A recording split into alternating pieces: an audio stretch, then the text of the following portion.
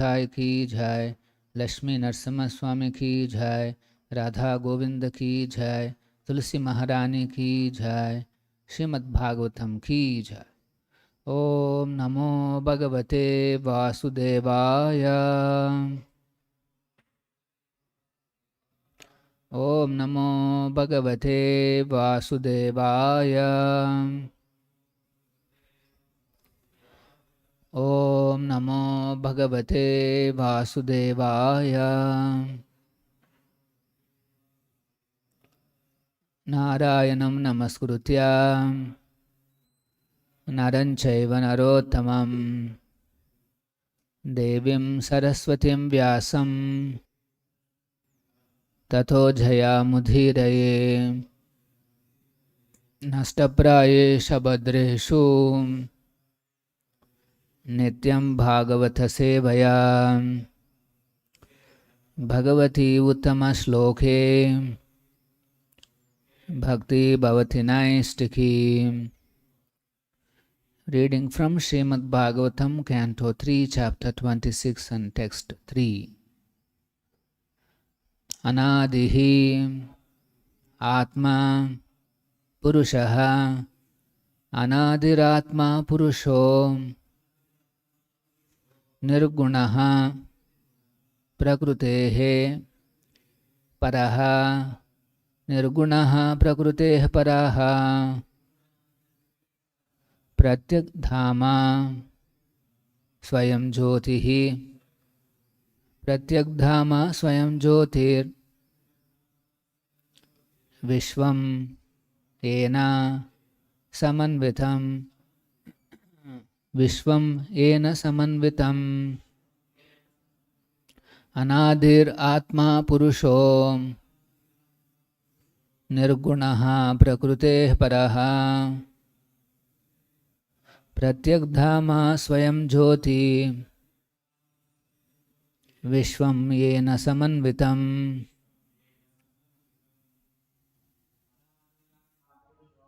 अनादिरात्मा पुरुषो निर्गुणः प्रत्यग्धामा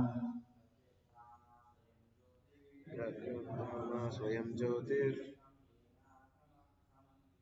विश्वं येन समन्वितम्।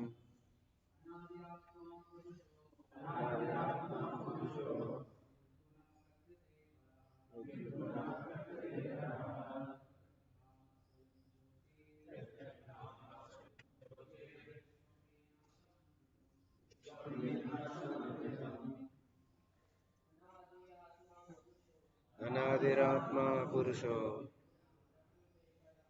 निर्गुणः प्रकृतेः परः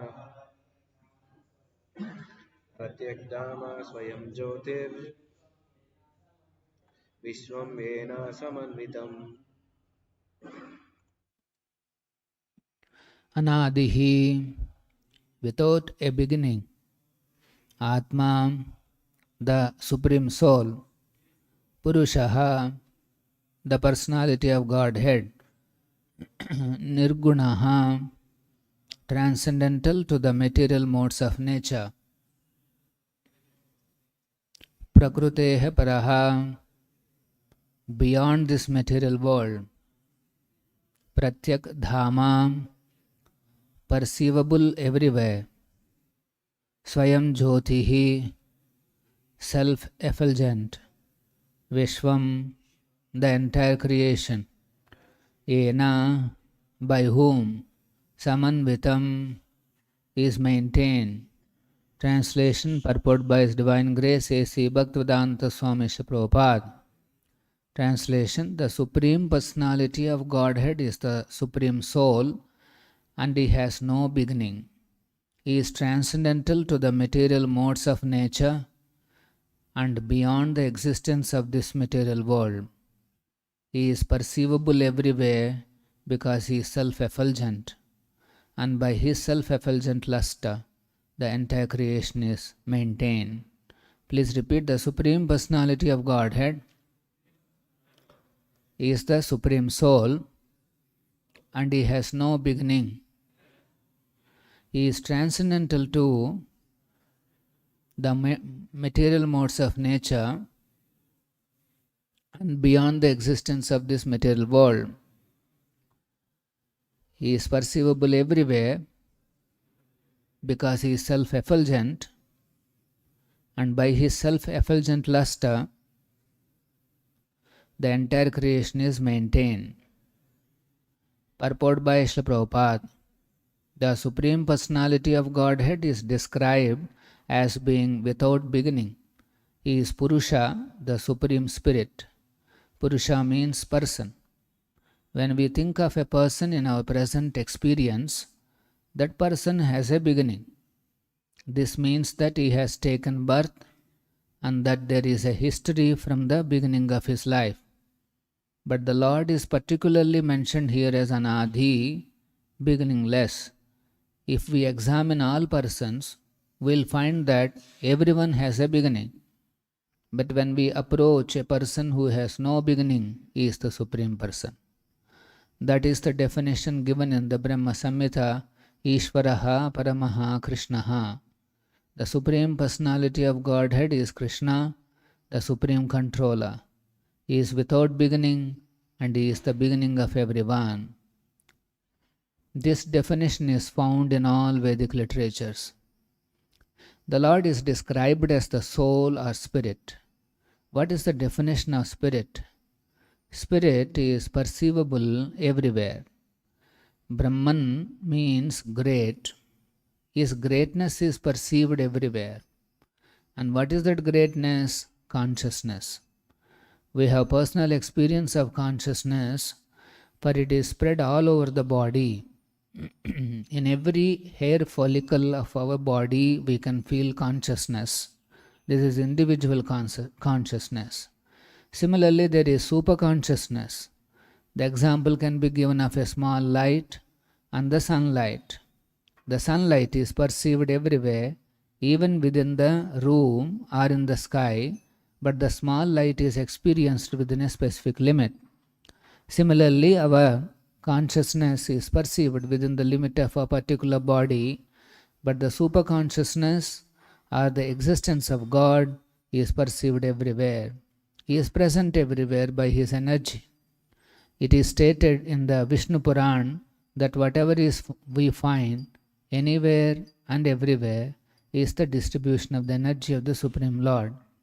In the Bhagavad Gita also it is confirmed that the Lord is all-pervading and exists everywhere by his two kinds of energy, one spiritual and the other material. Both the spiritual and material energies are spread everywhere, and that is the proof of the existence of the Supreme Personality of Godhead. The existence of consciousness everywhere is not temporary.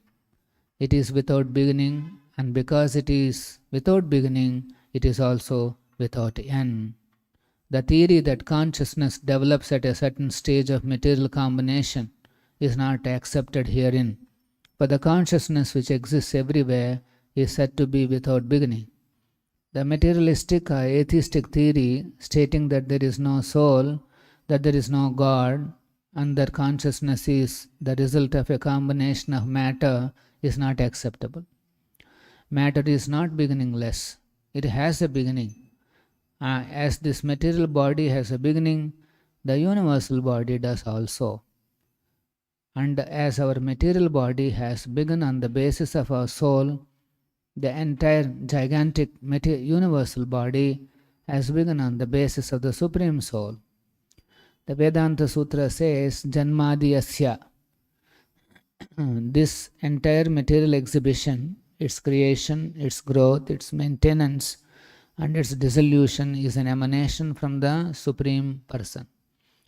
In Bhagavad Gita also the Lord says, I am the beginning, the source of birth of everything. The Supreme Personality of Godhead is described here. He is not a temporary person, nor does he have a beginning. He is without a cause, and he is the cause of all causes.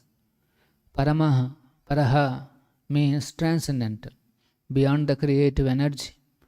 The Lord is the creator of the creative energy.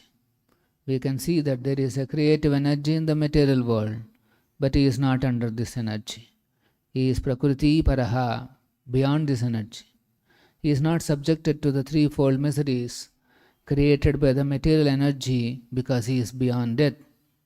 The modes of material nature do not touch him. It is explained here, Swayam Jyoti, he is light himself. We have experience in the material world of one light's being a reflection of another, just as moonlight is a reflection of the sunlight. Sunlight is also the reflection of the Brahma Jyoti. Similarly, Brahma Jyoti, the spiritual effulgence, is a reflection of the body of the Supreme Lord. This is confirmed in the Brahma Samhita, Yasya Prabha Prabhavataha. The Brahma Jyoti or Brahman effulgence is due to his bodily luster. Therefore, it is said here, Swayam Jyoti, he himself is light. His light is distributed in different ways as the Brahma Jyoti, as sunlight and as moonlight. Bhagavad Gita confirms that in the spiritual world there is no need of sunlight, moonlight or electricity. The Upanishads also confirm this. Because the bodily luster of the Supreme Personality of Godhead is sufficient to illuminate the spiritual world, there is no need of sunlight, moonlight or any other light or electricity. This self-illumination also contradicts the theory that the spirit soul or the spiritual consciousness develops at a certain point in material combination. The term Swayam Jyoti indicates that there is no tinge of anything material or any material reaction. It is confirmed here that the concept of the Lord's all-pervasiveness is due to his illumination everywhere. We have experienced that the sun is situated in one place, but the sunlight is diffused all around for millions and millions of miles. That is our practical experience. Similarly, although the Supreme Light is situated in his personal abode, Vaikuntha or Vrindavan, his light is diffused not only in the spiritual world but beyond that. In the material world also, that light is reflected by the sun globe and the sunlight is reflected by the moon globe. Thus, although he is situated in his own abode, his light is distributed all over the spiritual and material worlds. The Brahma Samhita confirms this. Goloka eva nivasati akilatma bhutaha. He is living in Goloka, but still he is present all over the creation. He is the super soul of everything, the Supreme Personality of Godhead, and he has innumerable transcendental qualities. It is also concluded that although he is undoubtedly a person, he is not a Purusha of this material world. Mayavadi philosophers cannot understand that beyond this material world there can be a person. Therefore they are impersonalists. But it is explained very nicely here that the personality of Godhead is beyond material existence. This is the Bhaktivedanta Purporto Madhyanatimirandhasya Gyananjana Shalakaya Chakshurun Militam Ena Tasmai Shri Gurave Namaha Namavom Vishnu Padayam Krishna Preshtaya Bhutale Srimate Bhakti Vedanta Swamin Nitinamine Namaste Saraswate Deve Gauravani Pracharine Nirvisesha Shunyavadi Pashyanta Deshatarine Jaya Shri Krishna Chaitanya Prabhu Nityananda Shri Advaita Gadadhara Shri Vasadi Gaura Bhakta Vrinda Hare Krishna Krishna Krishna Hare Hare Hare Rama Rama Rama Hare Hare. So we are reading from the fundamental principles of material nature. Lord Kapila is explaining to Devahuti about liberation. In the last shloka he says, I shall explain that knowledge unto you by which the knots of attachment to the material world are cut. Hridaya Grandhi Bedanam Yadahur Varnaye Tatte. I will describe that knowledge. Knowledge here means that which cuts the attachment to this material world. That is called knowledge. And immediately after that, Kapila is explaining about the Supreme Personality of Godhead, who is Anadhi, beginningless. Why is he explaining about the Supreme Lord? Because our process of reducing our attachment to this material world has to be understood carefully. One wants to reduce his attachment to this material world. Any intelligent person will come to this conclusion. But Mayavadis are impersonalists. How they try to reduce the attachment? By giving up this material world as false, and that they renounce this material world. But actually, our process is not that. We also say our attachment to material world has to come down. Any bona fide religious process will never encourage its followers that one can make a peaceful settlement in this world. All conditioned living entities, they are continuously making arrangements to settle down here, settle the issues, settle the problems. This is the mood of a living entity. Continuously they are trying to settle down their lives. But actually, Bhagavatam is saying here that one has to, there is nothing called settling down here, because this life itself is temporary. Nobody can settle down. But what one has to do is reduce his attachment to this material world. Reduce the attachment. And the Bhagavatam way of reducing the attachment to this world is to increase our attachment to the Supreme Personality of Godhead, Krishna. This is the only way. By developing our attachment to Krishna, gradually, step by step, we can reach to a stage where we can completely give up our attachment to this world. Why we have to give up our attachment to this world? Because as long as we have even the smallest desire in this world, it could be attachment, or it could be anger, it could be envy, it could be any of these feelings which are connected to this material world. The feelings are limited to something of this material world, then we have to remain here. There is no question of liberation. That's why Kapila Muni is explaining the process of liberation. Hridaya Grandhi Bedanam. And then how that comes? By understanding Krishna. And who is Krishna? Is he also connected to this world? Because you are saying we have to reduce our attachment to this material world. If Krishna is also a product of this material world, then how I can reduce my attachment to this material world? So here Kapila is explaining Anadi Atma Purusho Nirgunaha Prakrute Para. First point is that Krishna is beyond this Prakriti. He is beyond this material world. Now this point has to be understood. God, Krishna, He is the creator of this material world. That means He is existing even before the creation. Very simple understand. Before He could create this world, He is existing. And so He is always Prakrute Paraha. He is beyond this material world. He is existing in a spiritual dimension. So developing attachment to Krishna does not mean developing attachment to this material world. In fact, if you develop attachment to Krishna, then you give up your attachment to this material world. This is the symptom of Krishna consciousness. As one becomes more and more conscious of Krishna in his day-to-day life, then he becomes less attracted to this material world.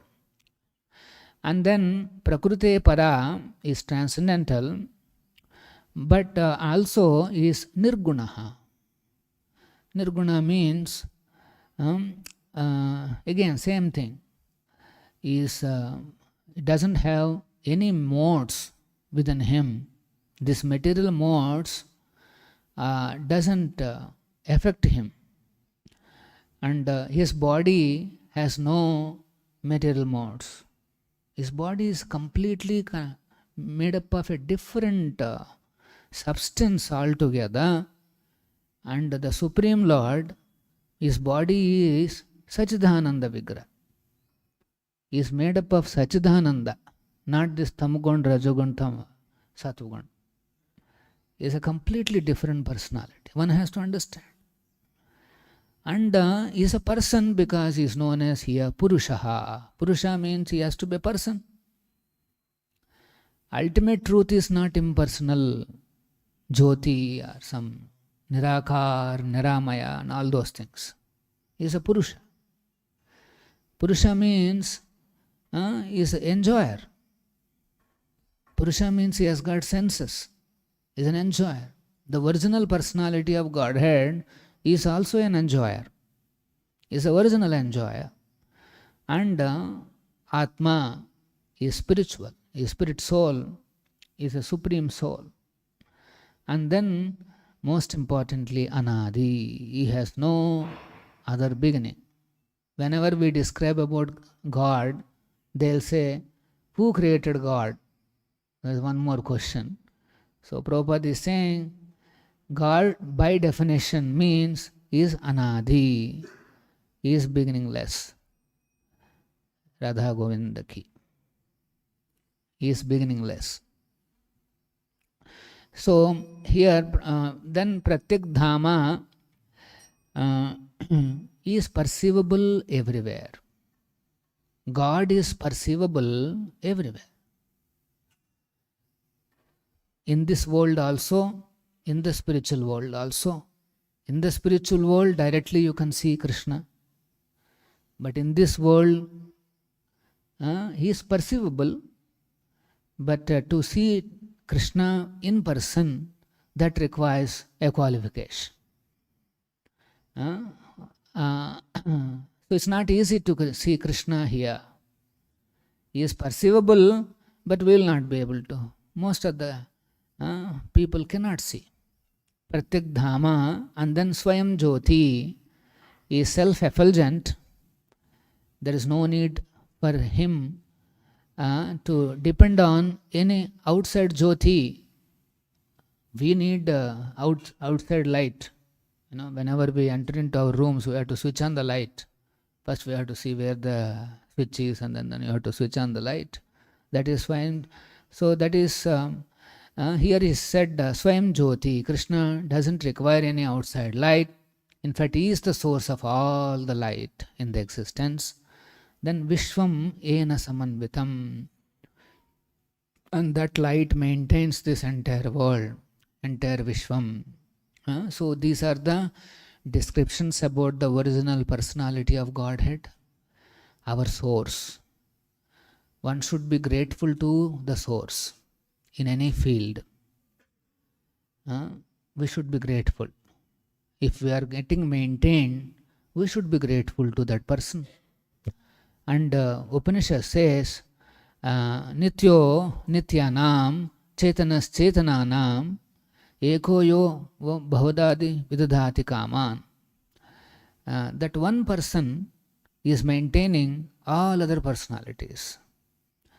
There is one soul that is called Supreme Soul, and there are many other souls.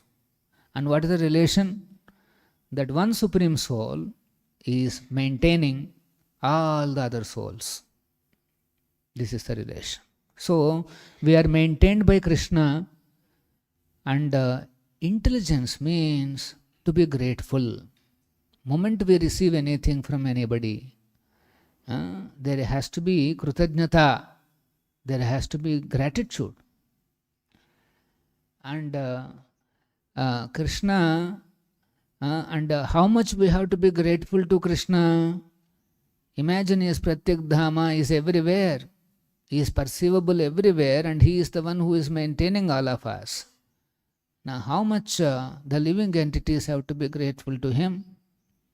And if somebody does so, remains grateful to Krishna, then he is first class intelligent. Then you may say, no, I am not able to see Krishna, then how I can be grateful to him? Here it is mentioned Pratyak Dhama. Actually, Krishna is present everywhere. He is perceivable everywhere. So, by surrendering to a bona fide spiritual master, Prabhupada, we can slowly develop our consciousness and reach to the level of perceiving Krishna everywhere. A pure devotee, he sees Krishna everywhere. His vision is complete. His vision is free from all mistakes.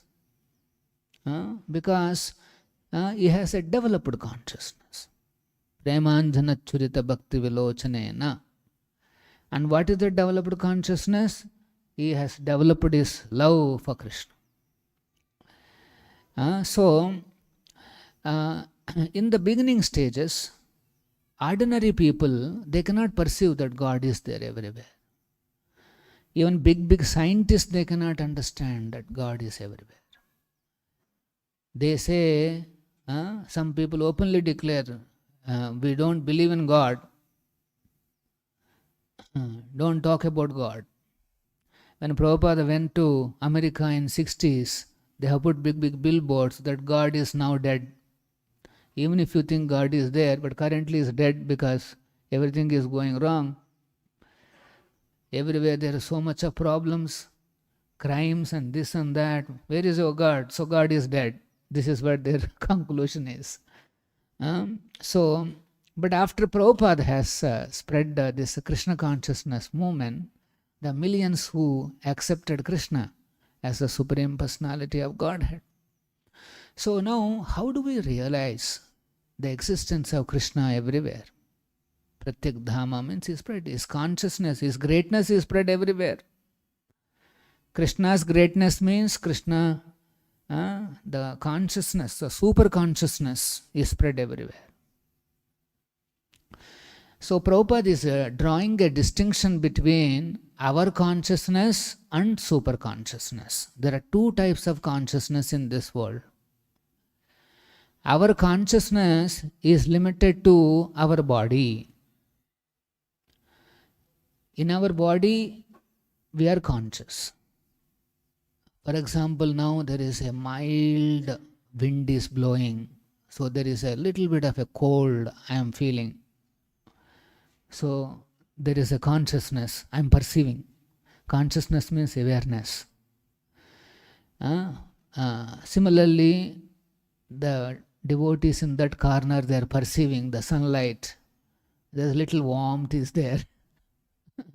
There is a feeling of little better feeling and little bit of happiness. So in our bodies, whatever is happening, we can conceive, we can perceive, we can become aware. But I really don't know what is happening in the bodies of others. This is an important limitation. Our consciousness is limited to only our body. We don't know what is happening in the other person's mind or other person's body. But whereas super consciousness means the consciousness that Krishna has, super consciousness means he knows what is happening in each and every body. He knows the cold in somebody's body, he knows the warmth in somebody else's body. He knows both. This is explained in the 13th chapter of Bhagavad Gita. Kshetrajnam chapi mam viddhi sarva kshetreshu bharata. I am also a kshetrajna. So, inside our body, there are two kshetrajnas. Kshetrajna means one who is aware of this kshetra. this body is considered a kshetra, cultivatable field. And any idea, any thought you have is like you are sowing inside this field. Like in agricultural fields we see, they put the bijas, seeds, and they grow like, step by step. Similarly, if somebody has a strong desire, an idea, then he's actually planting that thought in his field, kshetra. And then when he goes on thinking about it more and more, that thought, idea grows, becomes bigger and bigger, and one day it becomes a habit. And that habit turns into his behavior and character. So all our behaviors, our character starts from that original bija, what you have planted long ago. That's why this body is compared to kshetra. So if somebody wants to change behavior, let us say he's a very angry person. Let us say he wants to change his behavior. Now, when he is getting angry, he or she getting angry, at that time to control is not easy. Because behind that there is a seed is there. Already you have planted some seed, some idea, some thought, and that has grown big as a big tree, and the fruit is that anger. So that's why we are known as kshetrajnas. We are capable of planting either good seeds or bad seeds. But one issue or whatever it is, fortune, that in this kshetra you can plant either good seeds or bad seeds. The kshetra will not resist. The kshetra will not say anything. It's like earth. In the earth you can put a rose seed or you can put a poison seed. Both it will take and it will grow nicely. Both will grow nicely. So similarly, if we plant certain ideas, certain desires, then they will grow. And more we come to know about those ideas. I think many times I told you, for example, you see a big billboard and they are advertising, now New Year is coming up, here is a place for party. You can do this, you can do that, and there is a board there. So immediately, as soon as somebody sees, he starts desiring. Yes, this is something that I am looking for. So there is you have planted a seed, and your vehicle, you are driving, and then you go to little further, and you take a turn, and again you see the same board. Are you looking for a nice place for partying in the New Year? Again, it reinforces the idea once again. What these advertising people doing is, they have rented our bodies, our fields, they are putting their seeds. And then they very carefully they grow these seeds.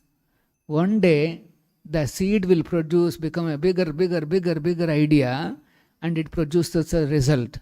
What is that result? You will go to that party. The result is not for us, the result is for the person who is advertising. And let us say Hare Krishna Golden Temple is also celebrating.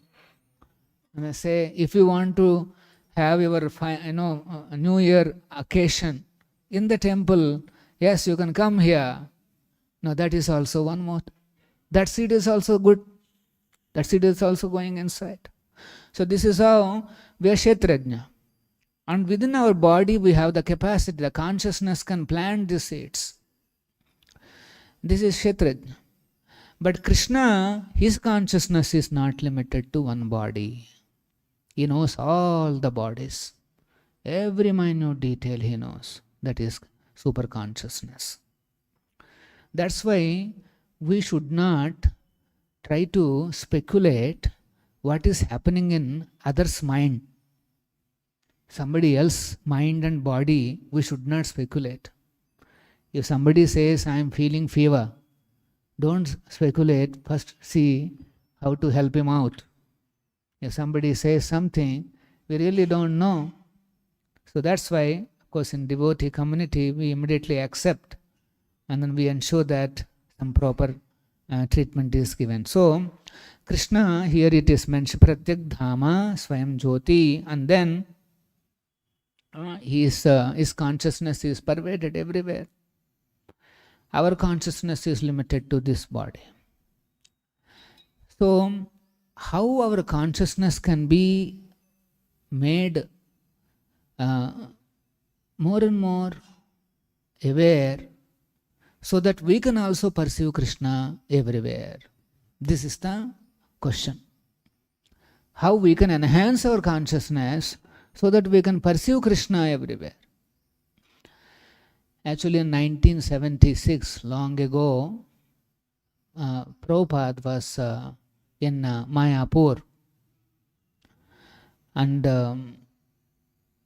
along with some leaders, Prabhupada was walking around the field. He's seeing the lands everywhere, and then they're coming towards the Prasadam hall. When they're all walking along and coming towards the Prasadam hall, suddenly they come in front of a toilet block. And in the toilet block, I think, there is some blockage. And so the sewerage, the toilet waste has not gone out. Rather, it is all piled up. In fact, there is a stool everywhere. And as soon as Prabhupada, along with the leaders, they all came there is a very bad smell.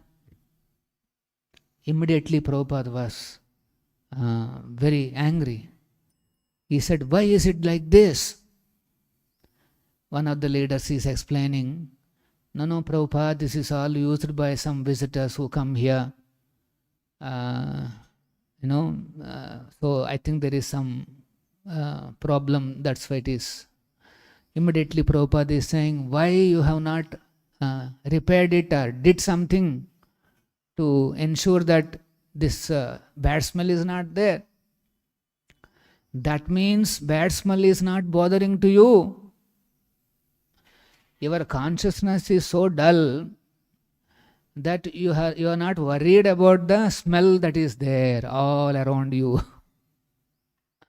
This smell, this stool, all these things is mode of ignorance. And you have no reaction. That means you are also in mode of ignorance. You are in the same consciousness as your surroundings. You don't feel anything, any problem at all. You are at home. You are harmony. Because everything is according to your consciousness only. And you are not disturbed at all.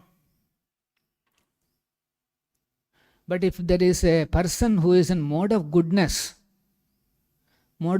means what? He is about cleanliness. Mode of goodness means cleanliness, timeliness. Is mode of goodness. So, when a person with cleanliness has a big consciousness in his mind, he cannot tolerate. He will see, what is this nasty smell? Why is this happening? He tries to do something to resolve that issue. And he is not even aware that there is a smell, and he goes on with his life. That means his awareness has not become sensitive. His consciousness is not able to perceive that there is a bad smell. Sometimes somewhere there will be some gas cylinder leak. Some people, they'll come to know. Oh, this is a gas cylinder, some leakage is there. He's trained up. He's aware, his smell awareness has gone up to that level where he can perceive. So similarly, the person who is in mode of goodness, he can spot immediately that there is some problem here. So Prabhupada chastises his disciples and says that, you should have done something to resolve such a nasty place. How can you live like this? Similarly, goodness means timeliness also. Particularly in the deity worship, this timeliness is important. If somebody feels 1 minute delay is also okay, what is there 1 minute, 2 minute delay? Chalta hai. That means he is in mode of ignorance. He is not become sensitive that I cannot delay it even by 1 minute. So this is how the devotees, they develop their consciousness by practicing this Krishna conscious method. Krishna consciousness means becoming aware of more and more subtle laws that are operating. And law means lawmaker. So you can see Krishna. You can perceive Krishna. Krishna's greatness you can see. So a devotee, he sees Krishna's greatness in this cleanliness, timeliness, and many other aspects. So this is very important. Devotees should not be... So by reading Prabhupada books and following the orders of Prabhupada, our consciousness increases day by day. And we will be able to see something which is unseen previously. As the devotees grow in their years, number of years practicing sincerely, they start perceiving some things which in the beginning days probably we have not perceived. This is the important understanding. So as the consciousness reaches its full to a bright stage, then he will become a pure devotee of Krishna. Then everywhere he sees only Krishna. Stavara jangama dekhe, na dekhe,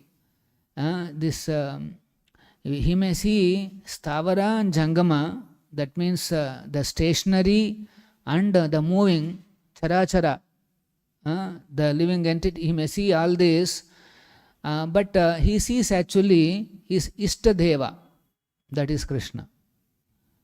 He may see all these manifestations, but he actually sees Krishna. So that is the goal of devotees. We should ensure that every day we are at least growing by little percentage in our consciousness. One more little sensitivity we have developed. Like that every day by day, if it's changing little also, it's very nice. Every day I am attending sadhana, say Mangalarti, coming maybe 5 minutes late, but he recognizes that this delay is not good, and let us say he comes before that, actually is improving his consciousness. So similarly, everybody should improve day by day. Little. Today, when I am doing my japa, I slept half an hour. Tomorrow, when I am doing japa, I slept only 29 minutes. Progress. 30 minutes to 29 minutes ko aa gaya. It's a big progress. Your consciousness has developed a bit. You're at least realizing that thoda zyada ho raha hai. You're realizing. So this is important. Realizing the areas of improvement and then gradually increasing step by step. That is the process of Krishna consciousness.